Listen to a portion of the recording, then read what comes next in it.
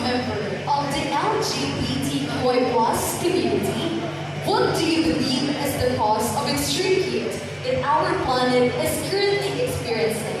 And what sort of platform will you create to promote or to support education system and the community in general?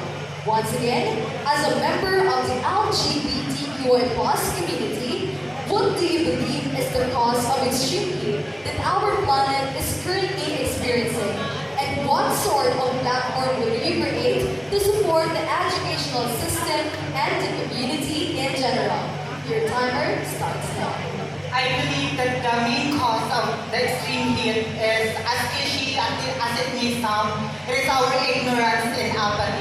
Because of our wrongdoings, it is the impact of our wrongdoings.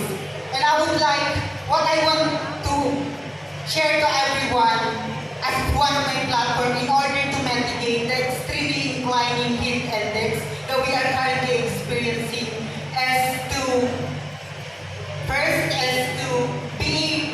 be aware of what we are experiencing. Because if you are not aware of what we are experiencing, how will you be able to address it?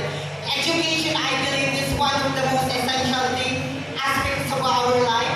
Because through education, we will be able to, conduct ways or alternatives for us to be able to cope up with the adversities that we are currently experiencing. And also the cleaning system, I would like to address it. It is still going in our community. Although it is hard because it still serves as one of the source of income of some, but it impacts us, it affects us in a way that we also suffer from it. I believe, ladies and gentlemen,